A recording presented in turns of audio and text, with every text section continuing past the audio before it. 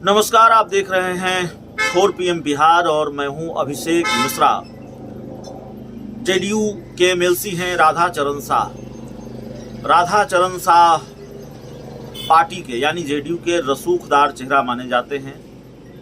राधा चरण शाह नीतीश कुमार के करीबियों में भी माने जाते हैं और जाहिर तौर पर वो जनता दल यूनाइटेड के एमएलसी हैं, विधान पार्षद हैं।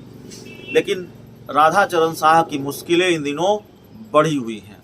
राधा चरण शाह इनकम टैक्स की आयकर विभाग की जद में आ गए हैं, उसकी जांच की जद में आ गए हैं और ताबड़तोड़ कई छापेमारियां राधा चरण शाह के ठिकानों पर हुई है। हालांकि इस तरह की छापेमारियों पर सवाल भी उठते रहे हैं। यहाँ इस बात का जिक्र करना जरूरी होगा और इस बात से पहले करना जरूरी होगा कि राधा चरण शाह के ठिकानों पर छापेमारी के बाद क्या हुआ है, कितनी संपत्ति का खुलासा आईटी की टीम ने किया है, आईटी की टीम को और क्या हाथ लगा है। उससे पहले ये बताना होगा कि इस तरह की छापेमारियों पर बिहार में राजनीतिक बवाल भी होता रहा है या देश में एक बहस छिड़ी हुई है कि केंद्र सरकार अपने राजनीतिक दुश्मनों के खिलाफ आईटी, इनकम टैक्स और ईडी का इस्तेमाल करती है। ये बात बिल्कुल आम हो चुकी है। आरोप लगता है केंद्र सरकार पर, भारतीय जनता पार्टी पर। और बिहार में जब महागठबंधन की सरकार बनी तो उसके बाद सत्ताधारी दल यानी महागठबंधन के दल, चाहे जेडीयू हो, आरजेडी हो, खासकर आरजेडी के तो एक साथ दर्जनों नेताओं के ठिकानों पर छापेमारी हुई है। तो जाहिर तौर पर जब राधा चरण शाह के ठिकानों पर छापेमारी हो रही है, इस पर भी बिहार में सियासी बवाल बढ़ रहा है। लेकिन जानकारी ये आ रही है कि राधा चरण शाह के ठिकानों पर 2 दिन पहले जो छापेमारी शुरू हुई, कल भी छापेमारी हुई और उसके बाद आईटी की टीम ने राधा चरण शाह के ठिकानों पर जो छापेमारी हुई उसको लेकर कई तरह के खुलासे किए हैं।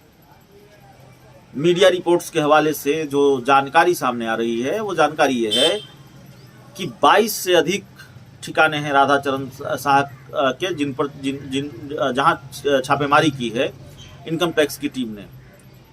आरा में उनके कई होटलों में, उनके कई ठिकानों में छापेमारी हुई है और इन 22 से अधिक जगहों पर छापेमारी के बाद कई खातों का विवरण निकाला है आईटी की टीम ने। संपत्ति को लेकर कई खुलासे सामने आए हैं।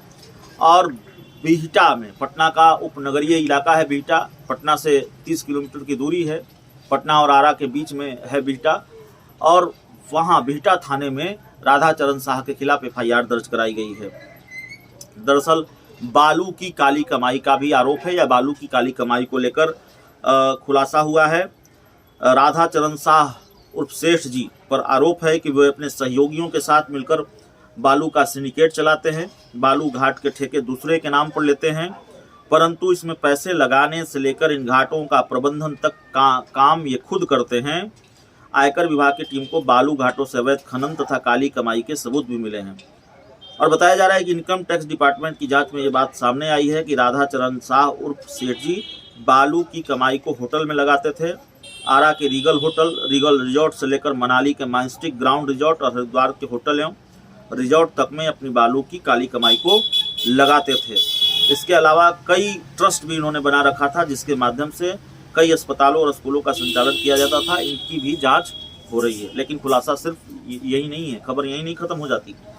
राधा चरण शाह और सेठ जी और उनके सहयोगियों के 200 से अधिक बेनामी खातों का पता चला है इनकम टैक्स की टीम को।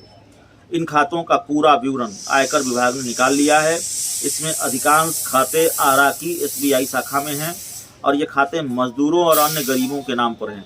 इसमें पटना के भी कुछ बैंक खाते हैं और बेनामी खातों की मदद से ही करोड़ों के अवैध लेन देन किए गए हैं।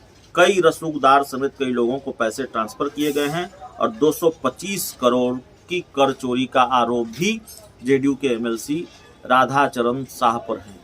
तो सत्ताधारी दल नीतीश कुमार की पार्टी जेडीयू के एमएलसी राधा चरण शाह की मुश्किलें तो बढ़ गई हैं। आईटी की टीम ने कई खुलासे किए हैं उनकी संपत्ति को लेकर, बेनामी खातों का पता चला है, बिहटा के थाने में एफआईआर दर्ज हो गई है और यकीन मानिए इसको लेकर बिहार में राजनीतिक बवाल भी बढ़ेगा, क्योंकि जेडीयू के एमएलसी के घर ठिकाने पर छापेमारी हुई है, उनके खिलाफ एफआईआर दर्ज हो गई है। और बिहार में महागठबंधन की सरकार बनने के बाद जब जब आईटी, ईडी और सीबीआई की रेड हुई है, तब तब बिहार में राजनीतिक बवाल बढ़ा है, राजनीति की गर्माहट बढ़ी है। बहुत बहुत धन्यवाद।